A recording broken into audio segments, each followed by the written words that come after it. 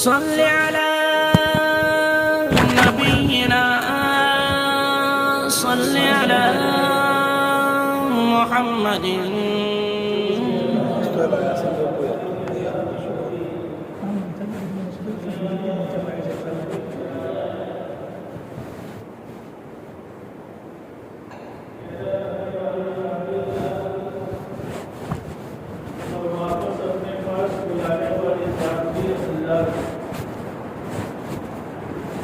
یعنی اللہ جب چاہتے ہیں بندے کو پیدا فرما دیتے ہیں اور اللہ تعالیٰ جب چاہتے ہیں اس کو موت دے دیتے ہیں. کوئی بھی انسان ہو اس کو زندگی دینے والے بھی اللہ ہے اور اس کو موت دینے والے بھی اللہ ہے. یعنی ساری چیزیں جو ہے اللہ تعالیٰ کے قبضے قدرت میں ہے.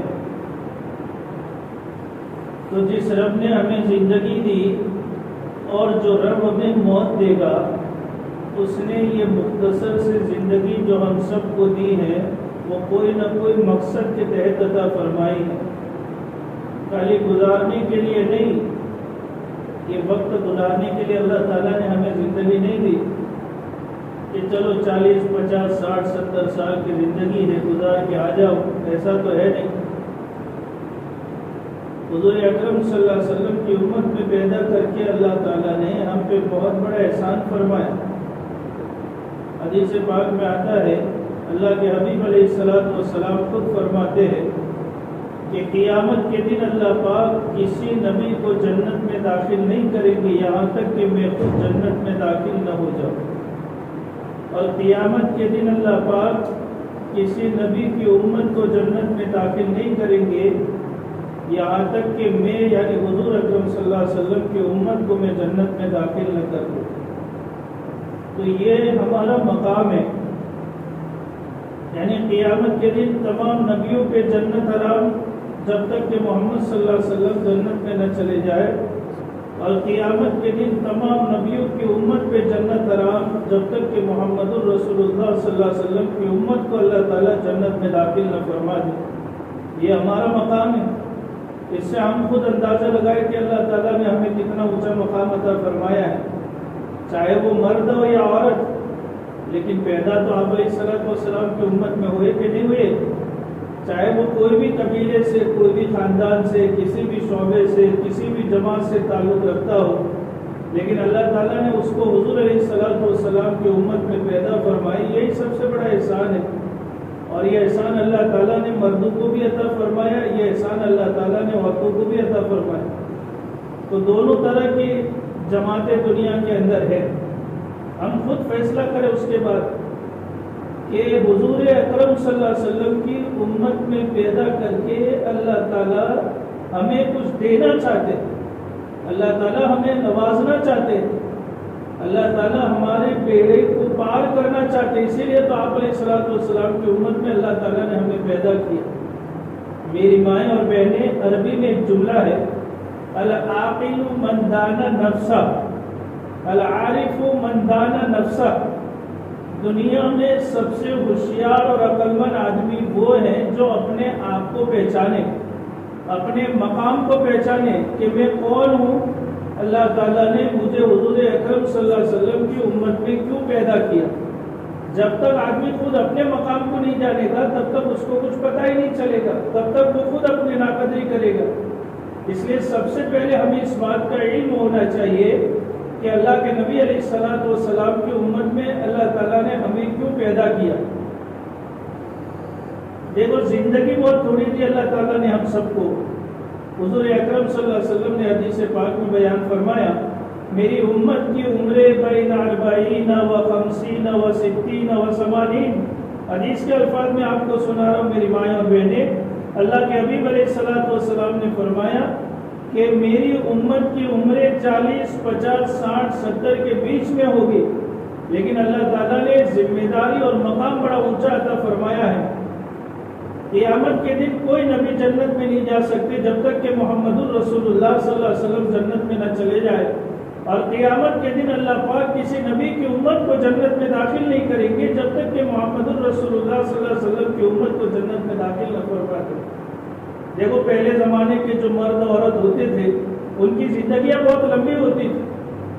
اللہ تعالیٰ نے کسی کو 1000 سال کی عمر دی, کسی کو 900 سال, کسی کو 700 سال, کسی کو 500 سال. ان کے مقابلے میں ہماری زندگی کتنی ہے؟ جیسا کہ میں نے آپ کو حدیث مبارکہ سے بتلایا کہ ہماری زندگیاں ان کے مقابلے میں 50, 60, 70 سال کی زندگیاں ہیں. تو پھر ایک سوچنے کی بات ہے نا کہ اللہ تعالیٰ نے پہلے لوگوں کو اتنی لمبی لمبی زندگیاں دی, اس کے مقابلے میں ہمیں بڑی چھوٹی سی زندگی عطا فرمائے. اس کا کیا مطلب؟ بنی اسرائیل میں ایک بڑھیا کا بچہ مر گیا. بڑھیا جو ہے نا, میری بات سمجھنا میری مائیں اور بہنیں, اللہ کرے عمل کی نیت سے سنیں. دیکھو جو باتیں آج کی مجلس میں بتائی جائیں اس کے اوپر عمل کرنا ہے میری مائیں اور بہنیں. تقریریں, بیانات, معلومات تو ہم خوب سنتے ہیں اور خوب جانتے ہیں, لیکن اصل میں زندگی میں عمل چاہیے, اور ہماری زندگیاں عمل سے بالکل پوری ہوتی ہے. اور ایسی بے عمل زندگی جو ہے نا اللہ کے یہاں مطلب کامیابی کا مدار نہیں بنا سکتی. اللہ ناراض ہو جاتے ہیں ایسی زندگی سے کہ نمازیں بھی ہماری زندگیوں میں نہیں ہے, اللہ کے احکامات بھی ہماری زندگیوں میں نہیں ہے, حضور اکرم صلی اللہ علیہ وسلم کے طور طریقے بھی ہماری زندگیوں میں نہیں ہے. ہم غیروں کی مشابہت والی زندگی گزار رہے ہیں. کیا یہ زندگی ہمیں کل قیامت کے دن کامیاب کرا سکتی ہے؟ ہم خود فیصلے کریں نا. اللہ تعالیٰ نے کتنی یعنی جو ہے نا پاکیزہ زندگی میں عطا فرمائی ہے. تو یہ 60-70 سال کی جو زندگی ہے خالی اللہ تعالیٰ نے کھانے پینے کمانے کے لیے دی ہوگی. ہم سوچے, ہم تو اہل ایمان ہیں, ہم تو مسلمان ہیں میری مائیں اور بہنیں. ہم خود پھر فیصلہ کریں کہ ہمیں کیا کرنا چاہیے تھا اور ہم کیا کر رہے ہیں. فَسَوْفَ تَرَىٰ إِذَا انْكَشَفَ الْغُبَارُ أَفَرْسٌ تَحْتَ رِجْلِكَ أَمْ حِمَارُ. ہاں, جب تیری آنکھوں سے غبار چھٹ جائے گا تو پتہ چل جائے گا کہ گھوڑے پہ سوار تھے یا گدھے پہ, لیکن اس وقت پھر افسوس کرنے سے کوئی فائدہ نہیں ہونے والا. اس لیے میری مائیں اور بہنیں, دنیا کی یہ چھوٹی سی جو زندگی اللہ تعالیٰ نے دی ہے نا, اس کی قدر کرنا. تو کچھ باتیں میں آج کی مجلس میں آپ کو بتانا چاہتا ہوں.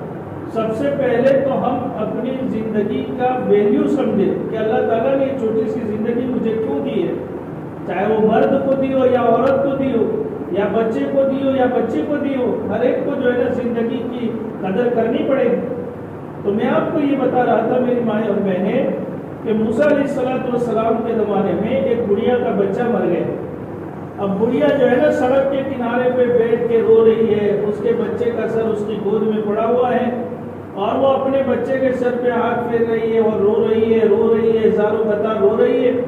حضرت موسیٰ علیہ السلام کا وہاں سے گزر ہوا تو موسیٰ علیہ السلام نے دیکھا سڑک کے کنارے پہ ایک عورت بیٹھی ہوئی ہے اور زاروں قطار داڑے مار کے رو رہی ہے. حضرت موسیٰ علیہ السلام نے پوچھا, بوڑھی اماں کیا بات ہے, کیوں رو رہی ہے آپ؟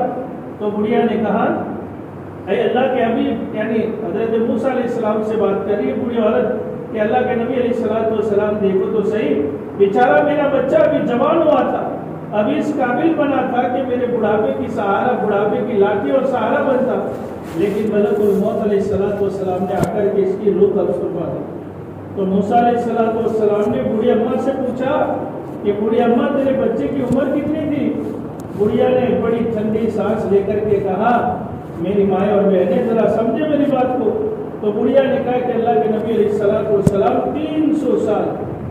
آپ اندازہ لگائیں, اس زمانے میں لوگوں کی عمریں کسی کی 600 سال, کسی کی 700 سال تک لوگ دنیا میں رہتے تھے.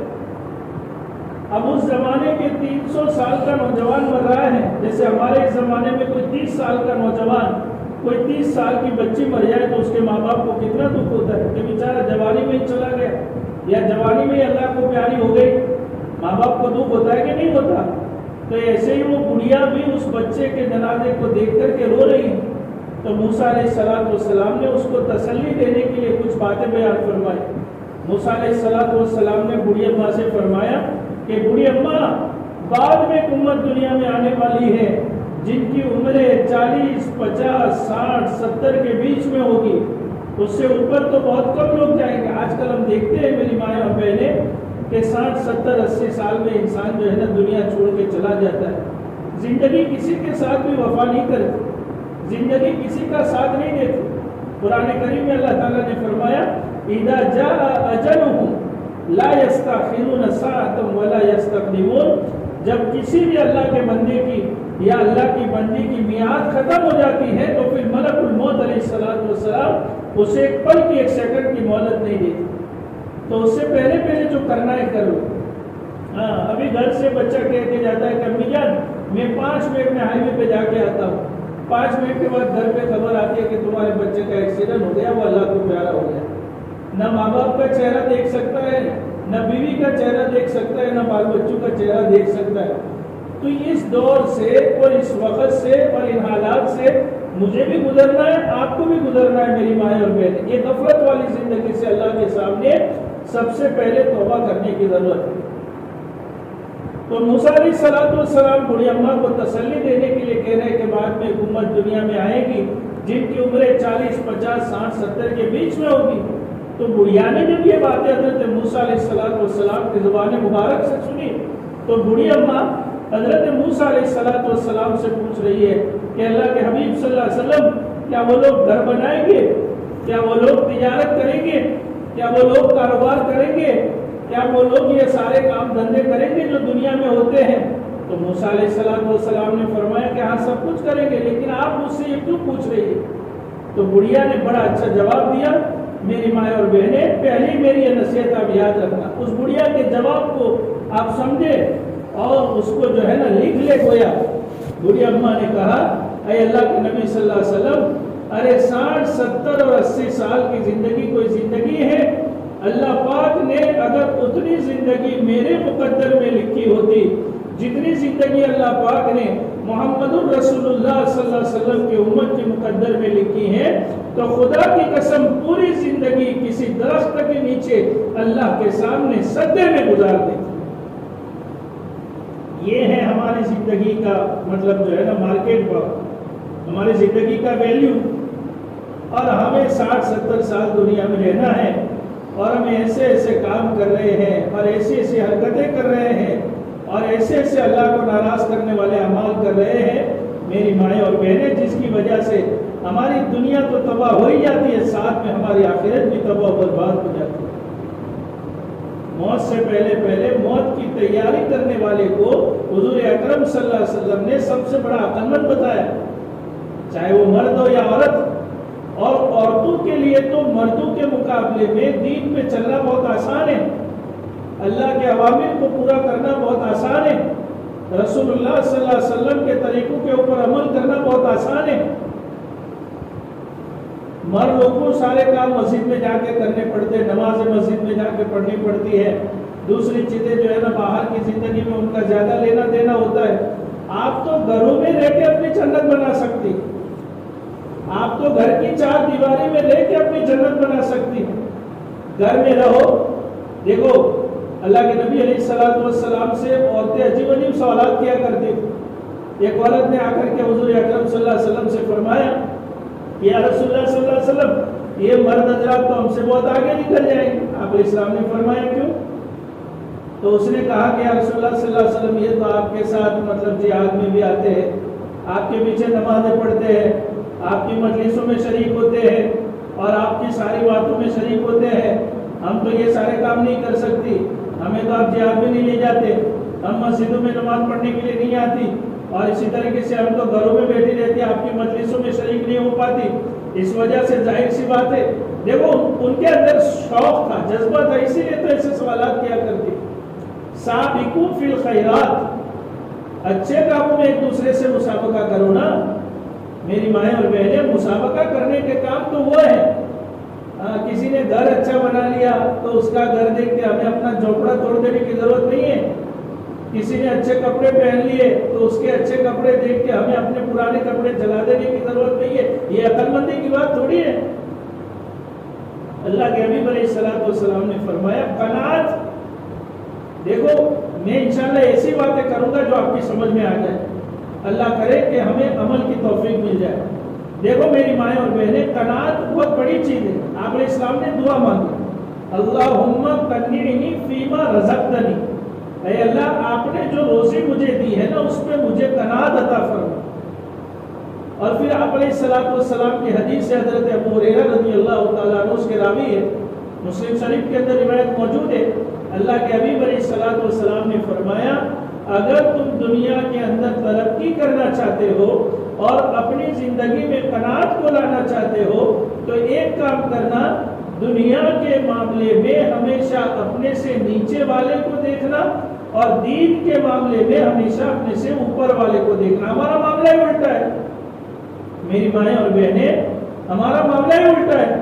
ہم کیا کرتے ہیں؟ دنیا کے معاملے میں ہمیشہ اپنے سے اوپر والے کو دیکھتے ہیں کہ دیکھو فلانا تو بنگلے میں رہتا ہے، فلانا تو ایسی گاڑیوں میں گھومتا ہے، اور فلانا تو اتنے اچھے اچھے کھانے کھاتا ہے، اور فلانی تو یہ کرتی ہے وہ کرتی ہے۔ اب اس کے چکر میں آ کر کے ہم بھی اپنی دنیا تباہ کر رہے ہیں۔ دیکھو کسی کے بنگلے کو دیکھ کے ہمیں اپنا جھوپڑا توڑ دینا یہ کوئی عقل مندی کی بات تھوڑی ہے۔ دنیا کے معاملے میں ہمیشہ اپنے سے نیچے والے کو دیکھیں۔ کوئی اگر ہم سے اچھے کپڑے پہنتا ہے، کوئی اگر ہم سے اچھی گاڑیوں میں گھومتا ہے، کوئی اگر ہم سے اچھے اور لذیذ کھانے کھاتا ہے تو بھلے کھائے، ہم اللہ کا شکر ادا کریں اور اللہ تعالیٰ سے کہے کہ اللہ تعالیٰ تیرا احسان ہے کہ تو نے فلانے سے مجھے اچھی حالت میں رکھا کہ اس کے پاس تو رہنے کے لیے گھر بھی نہیں ہے۔ اے اللہ تیرا شکر ہے کہ تو نے مجھے رہنے کے لیے گھر دے دیا۔ فلانے کے پاس تو وہ تو چٹنی روٹی کھا کے سوتا ہے، اللہ تیرا شکر ہے کہ تو نے مجھے پیٹ بھر کے کھانا کھلا دیا۔ فلانے کی زندگی میں بیچارہ بھیک مانگ کے کھاتا ہے، اللہ تیرا شکر ہے کہ تو نے مجھے کسی کا محتاج نہیں بنایا۔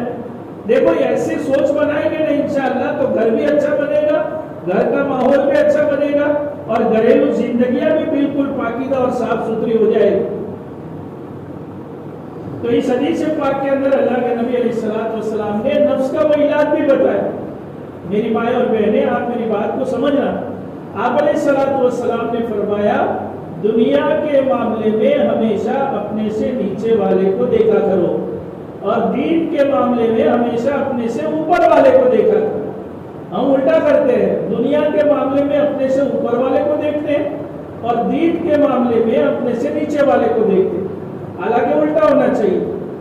دین کے معاملے میں ہم اپنے سے اوپر والے کو دیکھتے ہیں۔ دیکھو میری بہن بیچاری ماشاءاللہ سوچے ایسی باتیں، ہمارے محلے میں کوئی اچھی عورت ہے مطلب جو عبادت بھی خوب کرتی ہے، اللہ کی ذکر میں رہتی ہے، روزے بھی خوب رکھتی ہے، نمازیں بھی خوب پڑھتی ہے، تہجد کی پابند ہے، تو اس کا ذکر کرے ہمارے گھروں میں اور اس سے آگے بڑھنے کی کوشش کریں کہ دیکھو وہ 4 رکعت تہجد پڑھتے، میں کوشش کروں گی انشاءاللہ میں بھی آئندہ کل سے تہجد کی پابند بن جاؤں۔ وہ روزانہ 1 پارہ پڑھتے ہیں، میں کوشش کروں گی انشاءاللہ 3 پارے پڑھوں گی۔ دیکھو ایسے کمپٹیشن کریں گے، ایسے مسابقے کریں گے تو انشاءاللہ اللہ تعالیٰ جو ہے نا ہماری دنیا بھی سنوار دیں گے، اللہ تعالیٰ ہماری آخرت بھی سنوار دیں گے۔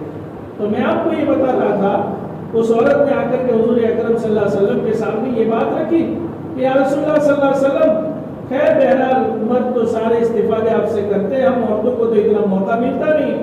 تو آپ علیہ السلام نے وہ جوامع الکلم، حضور علیہ السلام ہمیشہ مختصر بات کرتے تھے لیکن آپ علیہ السلام کی بات بڑی جامع ہوتی تھی۔ آپ علیہ السلام نے چھوٹی سی عبارت میں پورا مسئلہ سمجھا دیا۔ حضور علیہ السلام نے فرمایا تم اپنے گھر میں رہو۔ دیکھو میری بات سمجھنا میری مائیں اور بہن، آپ علیہ السلام نے فرمایا کہ تم عورتیں اپنے گھر میں رہو، نمازوں کی پابندی کرو، اپنے شوہر کی فرما برداری کرو، اور اگر زندگی میں موقع ملے تو حج کرنا، تم مردوں کے مقام سے بھی آگے نکل جاؤں گی۔ یہ آپ علیہ السلام نے بات جواب میں بیان کرا۔ تو دیکھو میری مائیں اور بہنیں، مردوں کے مقابلے میں عورتوں کے لیے تو دین پہ چلنا بھی بہت آسان ہے، اور بھی بہت ساری باتیں آپ سمجھ سکتی ہیں۔ اس لیے ہمیں تو یہ کوشش کرنی ہے کہ گھر کا ماحول اچھا بنائے۔ دیکھو ان کی زندگیاں پڑھو جن کی زندگیاں بالکل پاکیزہ اور صاف ستھری تھی، جن کی زندگیاں بڑی صاف ستھری اور نیک زندگیاں تھی، ان کی زندگیاں پڑھو۔ دیکھو آپ علیہ السلام نے فرمایا، حدیث پاک میں آتا ہے کہ دنیا میں 4 عورتیں ایسی گزری ہیں جن کا مقابلہ دنیا کی کوئی عورت نہیں کر سکتی۔ آپ لوگ جانتے ہیں وہ 4 عورتیں کون ہیں؟ حضور اکرم صلی اللہ علیہ وسلم نے فرمایا دنیا میں 4 عورتیں ایسی گزری ہیں جن کا مقابلہ دنیا کی کوئی عورت نہیں کر سکتی، اور وہ 4 عورتیں اس میں ایک نام میں اختلاف ہے، باقی 3 تو متفق علیہ۔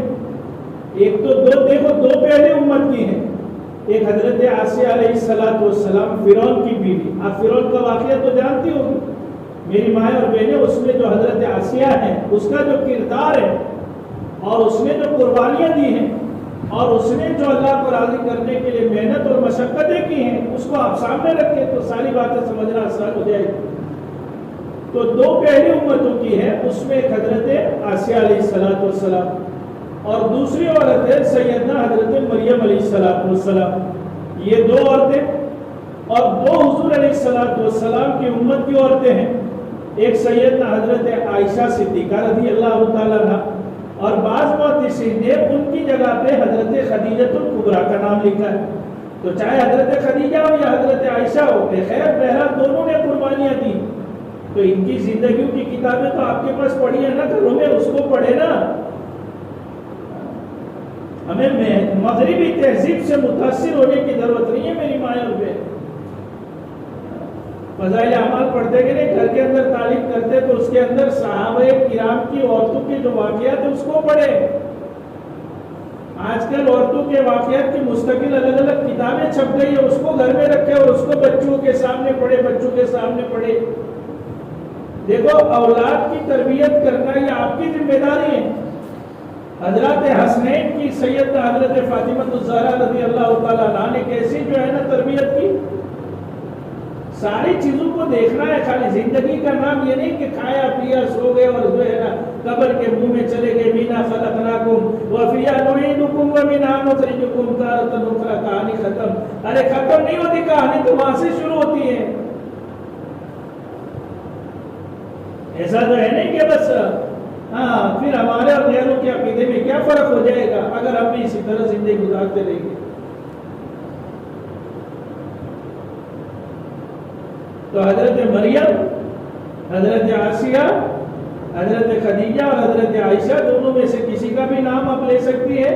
اور چوتھی سیدنا حضرت فاطمہ الزہرا رضی اللہ تعالیٰ عنہ۔ اللہ کے حبیب علیہ السلام نے فرمایا، دنیا میں یہ چار عورتیں ایسی گزری ہیں کہ ان چار عورتوں کا مقابلہ دنیا کی کوئی عورت نہیں کر سکتی۔ اب چاروں کی زندگی آپ پڑھیں، ہر ایک کے اوپر مستقل کتابیں لکھ ڈالی علماء نے۔ میری مائیں اور بہنیں، آپ حضرت آسیہ علیہ السلام کی قربانی کی داستان آپ پڑھیں گے نا تو آپ کے رونگٹے کھڑے ہو جائیں گے، آپ کا بدن جو ہے نا کپکپانے لگے گا کہ اللہ تیرے دین کے خاطر حضرت آسیہ نے کیسی قربانیاں دی۔ ایسے ہی تھوڑی مقام مل جاتا ہے۔ حضرت مریم علیہ السلام کا واقعہ قرآن کریم میں اللہ تعالیٰ نے پورا بیان فرمایا اور علماء نے پوری کتابیں لکھ ڈالی، اس کو پڑھے۔ حضرت خدیجہ، حضرت عائشہ کی تو ہم بات ہی نہیں کر سکتے، جہاں گھر میں ان کے نام کی کتابیں موجود ہیں۔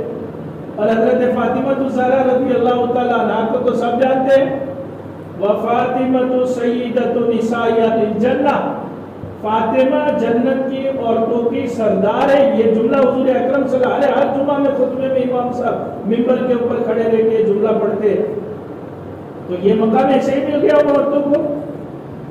کتنی شرم و حیا تھی ان کی زندگیوں میں۔ دیکھو آج ہماری زندگیوں سے شرم و حیا بھی ختم ہو گئی میری مائیں اور بہنیں۔ میری بات کو برا مت لگانا، لیکن جو چیزیں نظر آتی ہیں وہ دکھائی دیتی۔ الحیاء شعبۃ من الایمان، اذا فاتک الحیاء فافعل ما شئت، یہ سب حدیثیں ہیں۔ حیا ایمان کا ایک مکمل شعبہ ہے، اور جب تیرے اندر سے حیا نکل جائے پھر تیری سمجھ میں جو آئے وہ کر، پھر کسی کی تجھے پرواہ کرنے کی ضرورت نہیں ہے۔ آج جتنے فتنے گھروں کے اندر آ رہے، چاہے وہ موبائل کے ذریعے سے ہو، چاہے وہ بے پردگی کے ذریعے سے ہو، چاہے وہ فیشن پرستی کے ذریعے سے ہو، چاہے وہ لباس کے اعتبار سے ہو، اور چاہے وہ دوسرے طریقوں سے ہو، وہ سب کی سب سے بڑی وجہ یہ ہے کہ آج ہماری زندگیوں کے اندر سے حیا ختم ہو گئی۔ یہ باتیں میری اسٹیپ بائی اسٹیپ یاد رکھنا آپ میری مائیں اور بہنیں، اور اس کے اوپر سوچنا بعد میں۔ کبھی محاسبہ کرتے ہو اپنی زندگی کا؟ رات میں جب بستر پہ لیٹنے کے لیے جاؤ تو 5 منٹ پہلے سیدھے بیٹھو اور بیٹھ کر کے اپنی زندگی کا محاسبہ کرو کہ صبح فجر سے لے کر کے عشاء تک یا رات میں سونے تک میں نے کتنے اچھے کام کیے اور کتنے غلط کام کیے۔ اچھے کام کیے تو اللہ کا شکر ادا کرو، آئندہ اس میں اضافہ کرنے کی کوشش کرو، اور اگر ہم نے کوئی ایسے کام کیے جس سے اللہ ناراض ہو گئے تو اس کے اللہ کے سامنے توبہ کرو. محاسبہ کریں گے تو گناہوں میں قلت آئے گی، اور اگر محاسبہ ہی نہیں کریں گے تو پھر کیا فرق پڑتا ہے؟ جیسے چاہے زندگی گزار دیں. حاسبوا قبل ان تحاسبوا، حدیث میں آتا ہے اللہ کے نبی علیہ الصلوۃ والسلام نے فرمایا اپنا محاسبہ کرو اس سے پہلے کہ تمہارا حساب لیا جائے. تو حساب مجھے بھی دینا ہے. میری مائیں اور بہنیں، ہم سب کو اپنی زندگی کا حساب دے. حدیث سنی ہوگی آپ لوگوں نے، ارے فضائل اعمال کی تعلیم ہوتی ہے نا گھروں میں، تو اس میں روایت بہت پڑھی جاتی ہے. محاسبے کی جگہ سے ابن آدم کے قدم اس وقت تک نہیں ہٹ سکتے. آپ علیہ السلام نے فرمایا جب تک کہ وہ 5 چیزوں کا معقول جواب نہ دے. اللہ کے حبیب علیہ السلام نے فرمایا اللہ تعالیٰ پوچھیں گے میں نے تجھے زندگی دی تھی اس کو تو نے کہاں لگایا؟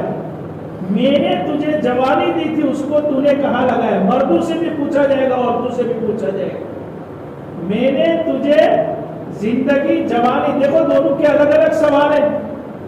مال کہاں سے کمایا، مال کہاں خرچ کیا؟ آج تو ہم گھر والوں کو مجبور کر دیتے ہیں. شادی بیاہ کا موقع ہو، گھر میں خوشی کا موقع ہو، گھر میں غم کا موقع ہو، ہم اتنا مجبور کر دیتے ہیں کہ وہ حرام کا بھی لا کر کے ہمیں کھلاتے. الذین یاکلون فی بطونہم نارا. میری مائیں اور بہنیں ذرا زندگی کو ٹٹولے، ہر ایک کی بات ہے، میری آپ سب کی بات ہے. اور اللہ تعالیٰ قیامت کے دن پوچھیں گے کہ میں نے تجھے جو علم دیا تھا تو نے اپنے علم کے اوپر کیا عمل کیا؟ ہر ایک سے حساب لیا جائے گا. تو اس سے پہلے اپنی زندگی کا محاسبہ کر لو. یہی حضرت فاطمہ الزہرا رضی اللہ تعالیٰ عنہ، کتنے حیاتیں ان کی زندگیوں میں.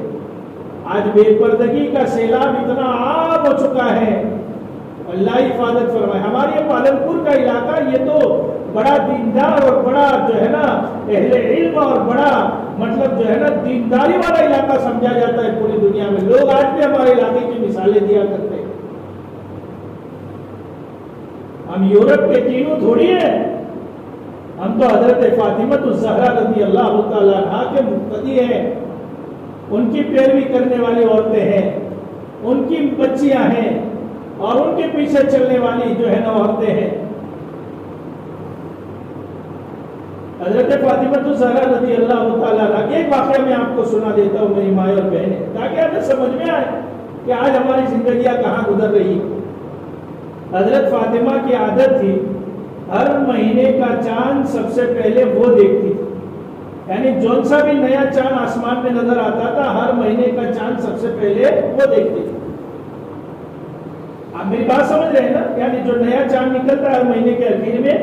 تو آج کل تو عورتوں کو تو پتہ ہی نہیں ہوتا کہ کب چاند نکلتا ہے نا کب ختم ہوتا ہے. کسی کو پتہ خالی عید کے چاند کی فکر ہوتی ہے، باقی 11 مہینوں کے چاند تو کب نظر آتے ہیں کبھی تو کسی نے دیکھا بھی نہیں ہوگا، اور نہ کسی کو چاند دیکھنے کی دعا بھی یاد ہو. اللہ ماشاء اللہ کوئی دیندار ہو بہت زیادہ تو اسے پتا ہو. تو حضرت فاطمہ کی عادت تھی ہر مہینے کا چاند سب سے پہلے وہ دیکھتی تھی.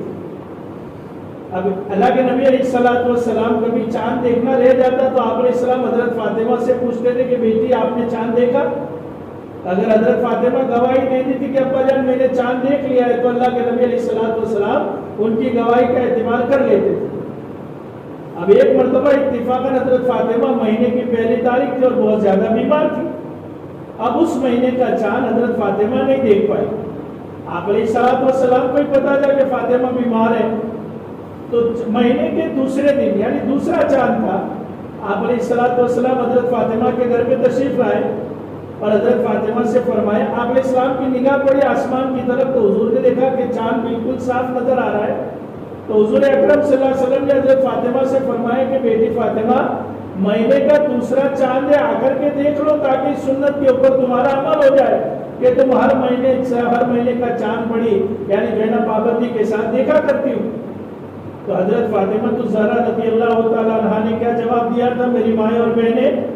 حضرت فاطمہ نے فرمایا کہ یا رسول اللہ صلی اللہ علیہ وسلم میں اب اس چاند کو نہیں دیکھ سکتی.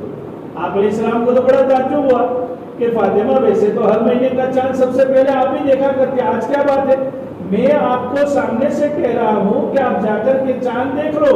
تو حضرت فاطمہ الزہرا رضی اللہ تعالیٰ عنہ نے فرمایا کہ میں یہ چاند نہیں دیکھ سکتی. کیا وجہ اس کی؟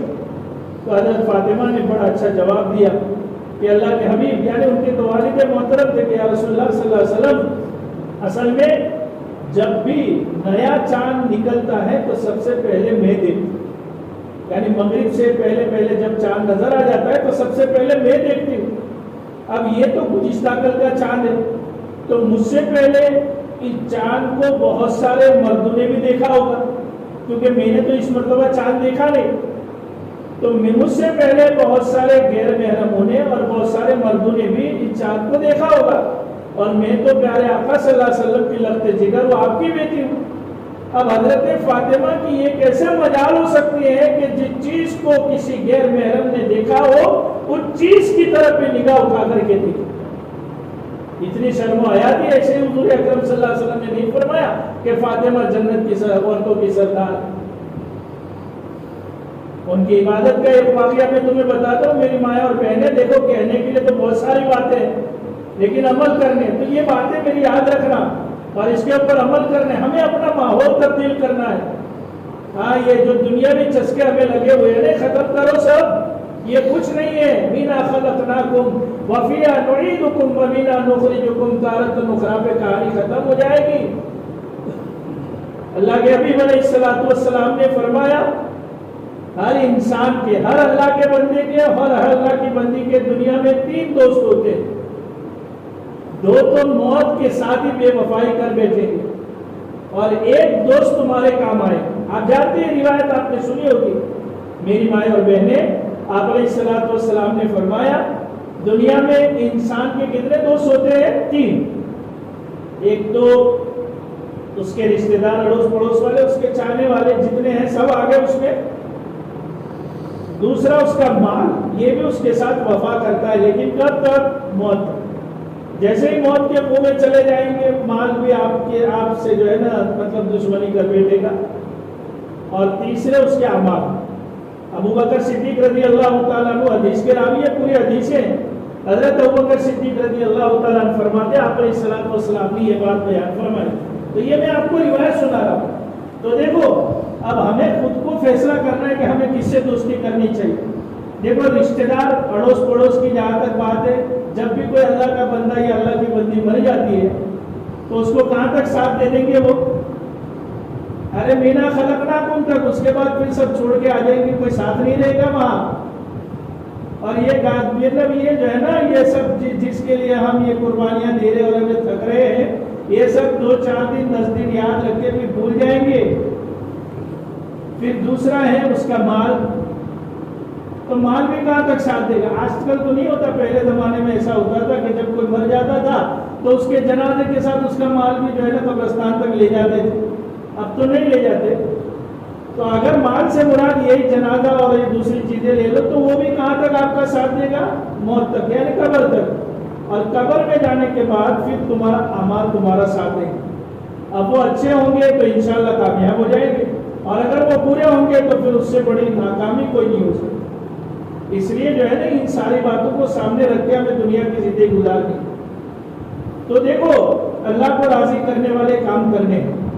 حضرت فاطمہ الزہرا رضی اللہ تعالیٰ عنہ، سردیوں کی رات ہوتی تھی، آپ اندازہ لگائیے ہماری نمازوں کا کیا عالم ہے، ہمارے گھر کی بچیوں کی اور عورتوں کی نمازوں کا کیا عالم ہے، ہم خود فیصلے کریں۔ پھر دیکھو ان باتوں کے اوپر ہم سب کو عمل کرنے کی ضرورت ہے میری ماں اور بہنیں۔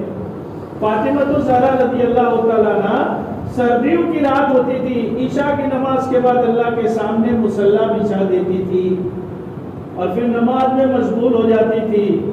2 رکعت نماز پڑھتی تھی پوری رات میں اور پورا قرآن ختم کر دیتی تھی۔ اور جب حضرت بلال حبشی رضی اللہ تعالیٰ عنہ فجر کی اذان کی آواز دیتے تھے اور فجر کی اذان کی آواز کان میں پڑتی تھی، حضرت فاطمہ اپنی نماز کو ختم کر کے اللہ کے سامنے ہاتھ اٹھا کر کے دعا مانگتی تھی اور فرماتی تھی کہ اللہ تیری راتیں کتنی چھوٹی ہیں کہ فاطمہ کا سجدہ بھی پورا نہیں ہوتا۔ یہ لذت، یہ مزہ آتا تھا ان کو اللہ کی عبادت کرنے میں۔ اور آج تو ہم نے اپنی زندگیوں کو گناہوں سے اتنا گندا کر رکھا ہے کہ عبادت کی لذت، عبادت کی مٹھاس، عبادت کا سرور ہی ہماری زندگیوں سے ختم ہو گیا۔ ملتا ہے کیا نماز میں، سجدے میں جا کے دیکھ اللہ کے حضور میں سر کو جھکا کے دیکھ، لیکن اس لطف کو حاصل، اس لیے میں بہت اونچی اونچی باتیں نہیں کر رہا، میں ایسی باتیں آپ کو بتا رہا ہوں جو آپ کی سمجھ میں آ جائے۔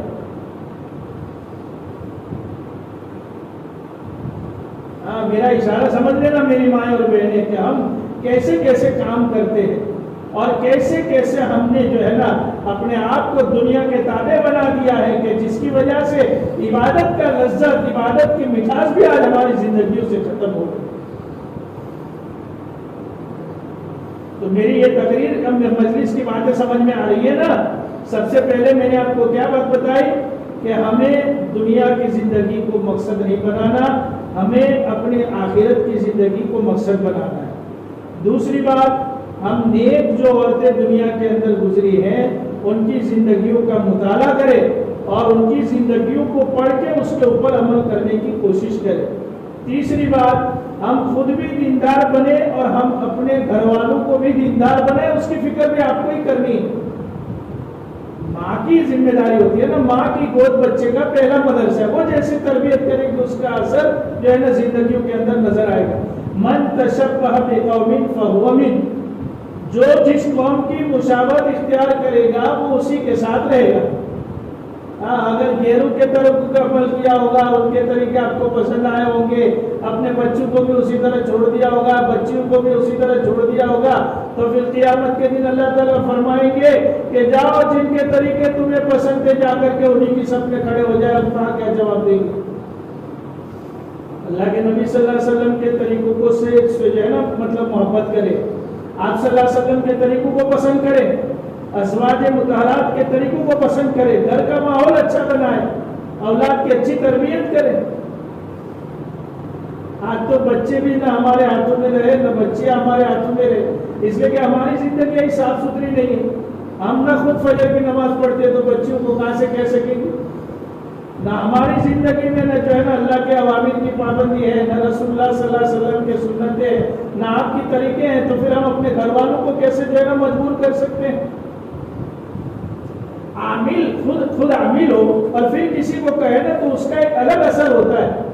دیکھو تقریر اور بیان تو روز سنتے ہیں، تقریر بیان مقصود بھی نہیں ہوتا، اثر تو ہمارا ہے نا میری ماں اور بہنیں۔ ہمیں اپنا کردار بالکل صاف ستھرا بنانا ہے گھر کے اندر، اس لیے آگے جو یہ سب چیزیں چلتی رہتی ہے روزانہ، یہ نئے نئے تہوار، نئی نئی چیزیں اور نئے نئے مواقع ہماری زندگی میں آتے، کبھی شادی بیاہ کا موقع آ گیا، ہم اللہ کے نبی علیہ الصلوۃ والسلام کی سنتوں کے جنازے نکال دیتے ہیں، اللہ معاف فرمائے۔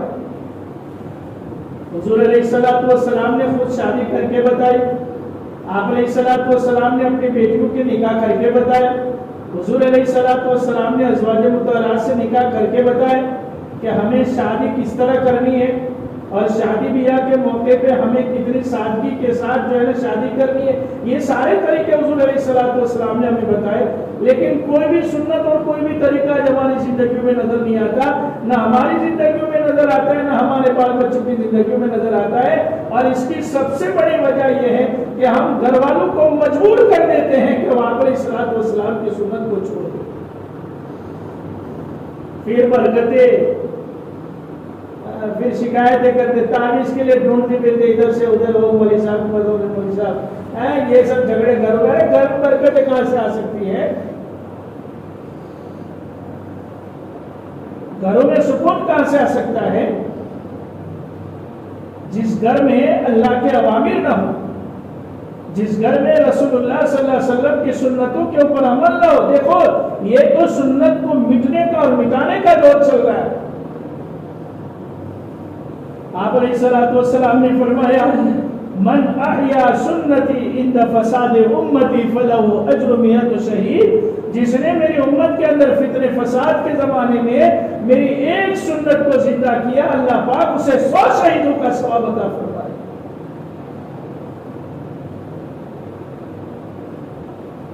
تو یہ تو ہمارا وہی علاقہ ہے جس کی لوگ دنیا میں مثالیں دیتے ہیں۔ اب ہم ہی جانتے کہ ہمارے گھر میں کیا ہو رہا ہے۔ مجھے معاف کرنا میری مائیں اور بہنیں، میری بات بری نہ لگانا، میں اس لیے کہہ رہا ہوں کہ میرے دل میں جو ہے نا یہ باتیں اللہ کی طرف سے آ رہی ہے کہ ہمارا ماحول جو ہے نا دن بدن تنزلی کی اور جا رہا ہے۔ شادی بیاہ کا موقع ہو، خوشی کا موقع ہو، غم کا موقع ہو، دیکھو سارے موقع، دیکھو ہماری شریعت اتنی مکمل شریعت ہے کہ آپ علیہ الصلوۃ والسلام نے زندگی جینے کے تمام طریقے اور تمام سنتیں ہمیں بتائی. کھانے کا طریقہ بھی ہماری شریعت نے بتایا، سونے کا طریقہ بھی ہماری شریعت نے بتایا. یہ تو چھوٹی چھوٹی باتیں میں کر رہا ہوں، بڑے بڑے طریقے، نماز پڑھنے کا طریقہ بھی ہماری شریعت نے ہمیں بتایا. تو شادی اور نکاح جو اتنا اہم مضمون ہے زندگی کا کہ اللہ کے نبی علیہ الصلوۃ والسلام نے اس کا طریقہ ہمیں نہیں بتایا ہوگا؟ ضرور بتایا. اولاد کی تربیت کرنے کا طریقہ کہ ہماری شریعت نے ہمیں نہیں بتایا. اس لیے دیکھو یہ ساری چیزیں ہمارے سامنے ہیں اور سارے طریقے اللہ کے نبی علیہ السلام نے ہمیں بتائے. بس ہمیں جو ہے نا اس کے اوپر عمل کرنا ہے. معلوم کرے، علماء سے پوچھے، اپنے گھر والوں سے کہے، وہ مولویوں سے جا کر کے پوچھے کہ نکاح کیسے کرنا چاہیے. سب جانتے ہیں ماشاءاللہ، ہم سب دیندار ہیں. دیکھو عالم ہونے کے لیے، عالمہ بننے کے لیے کوئی سند کا ہونا ضروری نہیں ہے. حضرت عالمی سے کسی نے پوچھا کہ عالم کس کو کہتے ہیں، تو حضرت نے بڑا اچھا جواب دیا کہ جو مسئلہ جانتا ہے وہ اس کا عالم ہے. ارے کبھی کبھی 10 12 15 سال پڑھنے کے بعد بھی آدمی اتنا علم حاصل نہیں کر سکتا جتنا گھر بیٹھے انسان جو ہے نا مسئلے سیکھ لیتا ہے.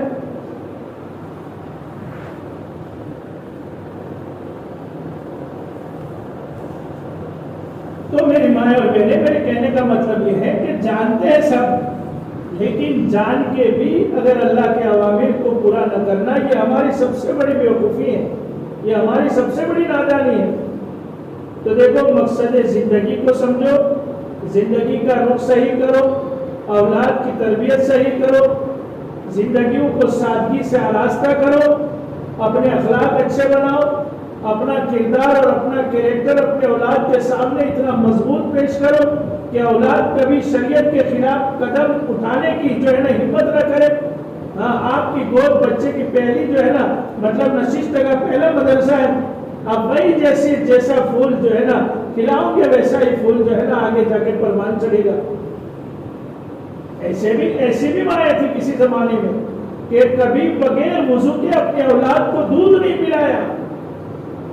پھر ان کی اولاد بڑی ہو کے شیخ عبد القادر جیلانی بنتی، پھر ان کی اولاد بڑی ہو کے حضرت جنید بغدادی اور خواجہ قطب الدین بختیار کاکی بنتی ہے.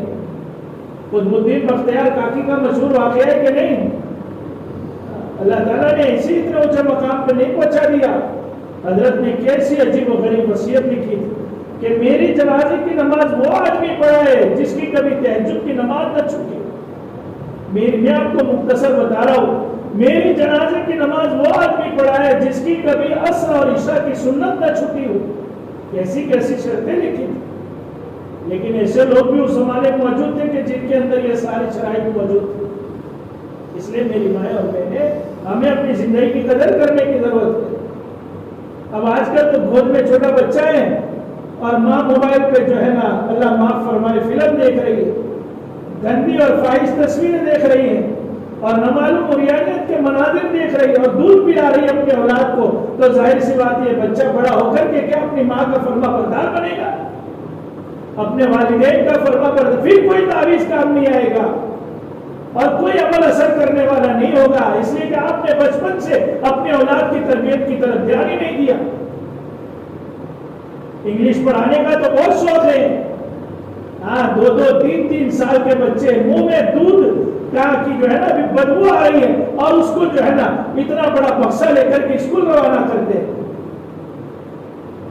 لیکن اس ماں کو یہ فکر نہیں ہے کہ میرا یہ 4 5 6 سال کا لال مکتب میں جا کر کے کتنا علم پڑھتا ہے، کیا پڑھتا ہے. ہم بھی جو ہے نا دن بدن مغربی تہذیب اور مغربی تمدن کی اور جا رہے ہیں. میری مائیں اور بہنیں مجھے معاف کرنا، ہمیں جو ہے نا حضور علیہ الصلوۃ والسلام کی زندگی کی طرف واپس آنے کی ضرورت ہے.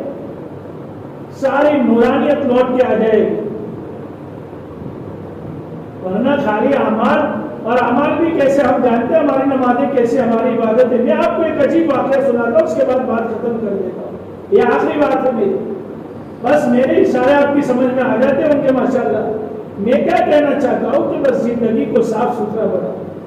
ہم خود بھی اپنی زندگی کو صاف ستھرا بنائیں اور ساتھ میں اپنے اولاد کی بھی ہمیں فکر کرنی ہے، ان کی زندگیوں کو بھی بالکل صاف ستھرا بنائیں۔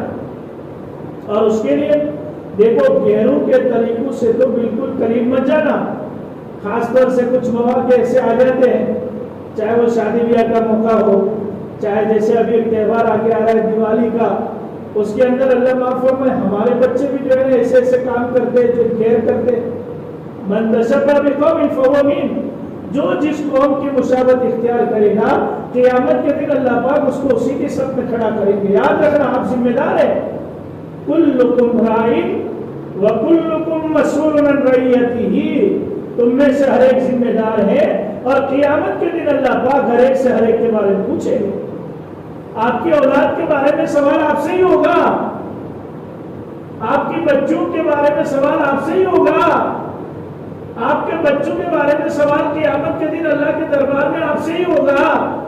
بچیاں کھڑی ہو جائے گی کہ باری تعالیٰ میری ماں تو خوب نمازی تھی اور بڑی بڑی جو ہے نا دعائیں مانگتی تھی، ذکر تسبیح کرتی تھی، لیکن کبھی اس نے ہمیں نہیں سمجھایا، تو ہم اللہ کے دربار میں کیا جواب دیں گے؟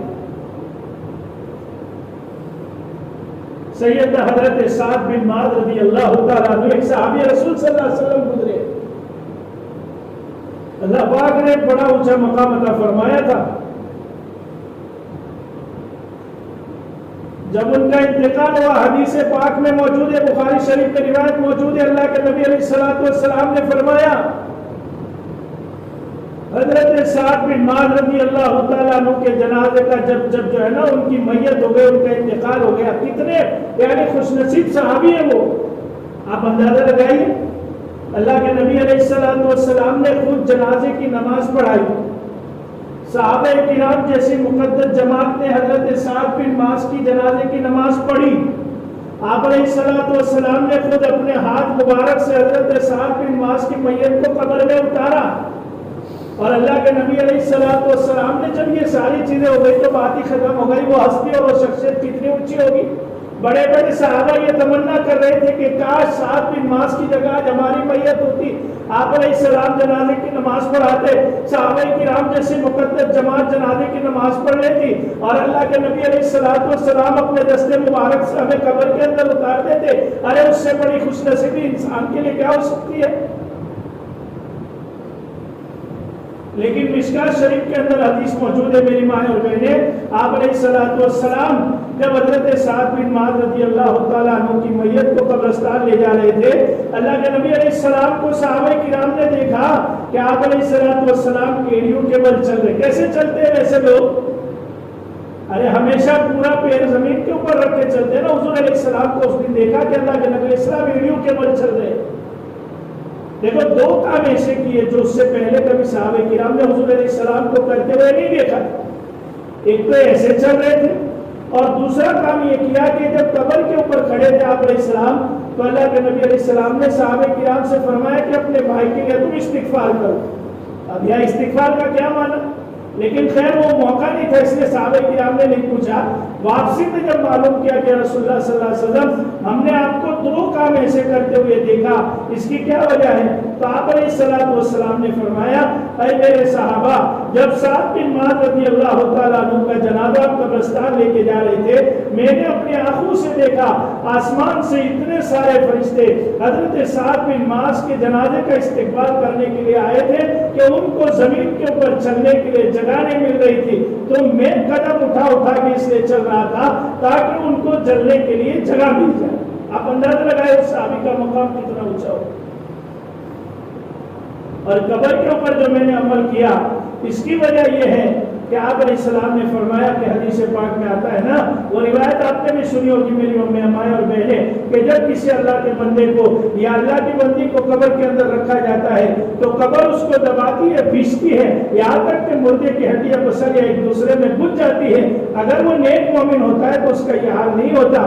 تو یہ منظر میں نے اپنی آنکھوں سے سعد بن معاذ رضی اللہ تعالیٰ عنہ کی قبر میں دیکھا، کہ قبر نے سعد بن معاذ کا بھی معانقہ کیا تھا. اللہ کا فضل ہے میرے آپ کی دعا کی برکت سے اللہ تعالیٰ نے وہ کیفیت بھی ختم فرما دی.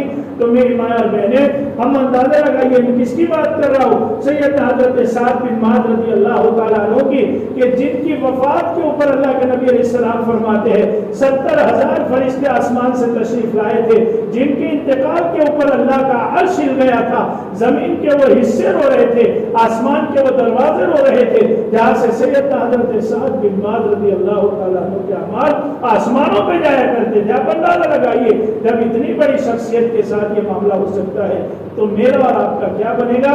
اس لیے زندگی کے ہر کام کو, ہر معاملے کو صحیح کرنے کی, سنت کے مطابق اللہ کے اوامر کے اوپر عمل کرتے ہوئے ہمیں اپنی زندگی کو گزارنے کی ضرورت ہے. اگر انشاءاللہ اس طرح زندگی گزاریں گے تو یہ 40, 50, 60, 70 سال کی ہماری جو زندگی ہے وہ زندگی کامیاب ہو جائے گی. اور اگر یہ زندگی کامیاب ہو گئی تو اللہ پاک ہماری دنیا کو بھی سنوار دیں گے اور اللہ تعالی ہماری آخرت کو بھی سنوار دیں گے. ایک چیز کو سیکھے, ایک چیز کو جو ہے نا, ایک سنت کو سیکھے اور اس کے اوپر عمل کرنے کی کوشش کرے. اللہ تعالیٰ مجھے بھی آپ تمام ماں بہنوں کو بھی ان ساری باتوں کے اوپر عمل کرنے کی توفیق عطا فرمائے. آمین. وآخر دعوانا الحمدللہ رب العالمین.